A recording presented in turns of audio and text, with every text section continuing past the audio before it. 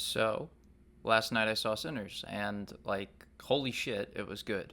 It was just working on every single level for me. There's so much to compliment, but I want to keep this semi quick since I'm about to go on vacation. Overall, I think Sinners does about as good a job as a film can possibly do when it comes to melding art house cinema with entertaining spectacle that has mass appeal. And please, if you haven't seen Sinners, go see it right now. I want to talk spoilers in this review, and honestly, I went in completely blind to the movie, and I think that only made the experience of it all the more incredible for me. So if you know nothing, keep it that way, go see the movie, and then come back. Don't let me spoil any of that cool shit for you.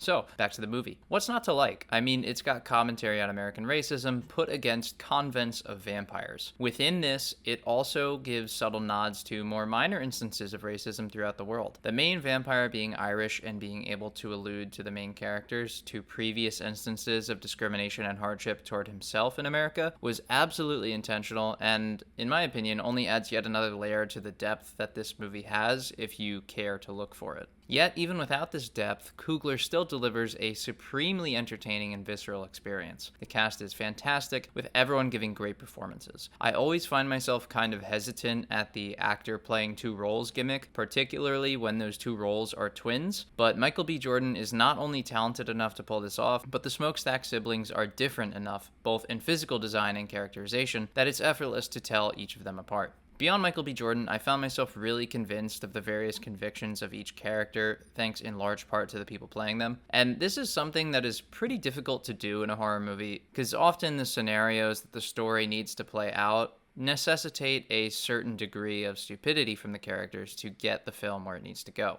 Sinners is no exception in this regard. The thing it does well, though, to combat this, is letting us empathize with the stupidity on screen.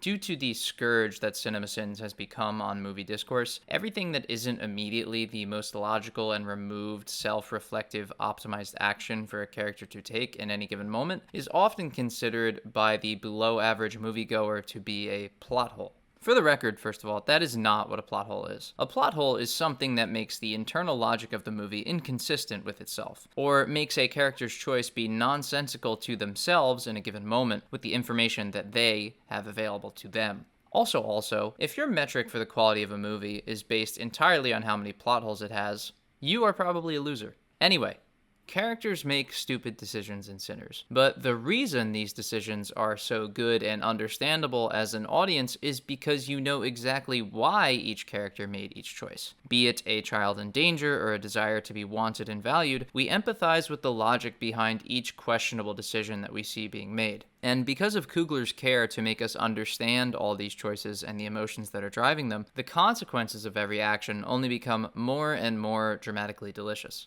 Grace's emotional breakdown that kicks off the climax of the film is the clearest example of this. It's not an ideal move for her, and it's certainly selfish, but we know exactly how and why she was driven to that point. It was an intentional manipulation by the vampire coven outside. It was earned narratively and dramatically. The same can be said for Mary's choice to go after the singers as they wandered off the first time, as well as Smoke's choice to refuse to disturb his twin's still fresh corpse.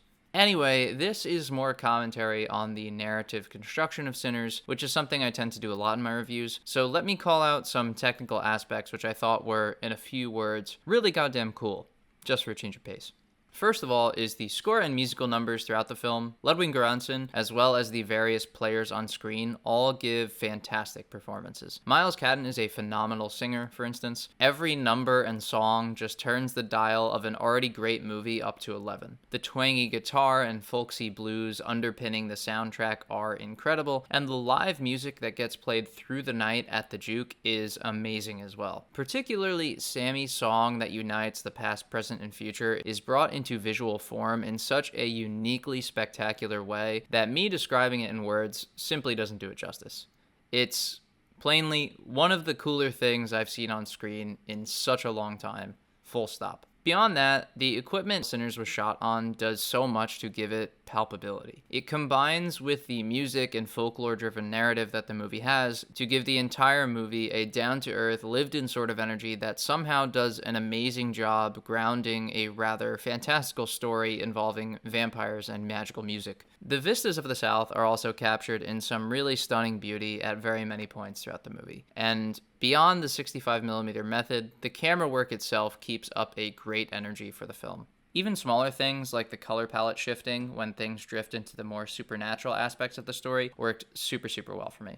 These all work in tandem to let the audience buy into the more surreal elements of the story, like the mystical capabilities that musicians are given, as well as, obviously, the vampires. Even the stylization of the introductory narration sequence was so good. The animation style almost sets your mood and expectations for what is to come, and this is only further enhanced by the supremely unsettling introduction to Sammy as we meet him after the night the story takes place, very scarred and very shaken. There's a ton more I would compliment here, but the last thing I want to call out and praise is the final action sequence that we are blessed with. A massacre of the KKK is just the cherry on top of a thoroughly immaculate cinematic experience. So, in conclusion, thank you Ryan Coogler, thank you cast and crew, thank you Ludwig Göransson, thank you 65mm film. Thank you all for having so much sauce and flexing it so hard for us in this movie. This shit slaps on every perceivable level. It is a beautiful harmony of style and substance where each one serves to elevate the other. Coogler's Sinners proves that you do not need to choose one or the other, and that honoring both only makes the movie that much more. Sinners is 4 out of 5 stars for me, and I strongly recommend seeing it as soon as possible, or just again. So yeah, until next time. Oh, also, Sinners, you do unfortunately lose a star for having a post-credit scene. That's annoying. There's no need for this, man. Just put the whole movie inside the movie. I missed it because I assumed the movie was over when the movie ended. Why the hell would I think there was a Sinners cinematic universe? What is this? I blame Marvel.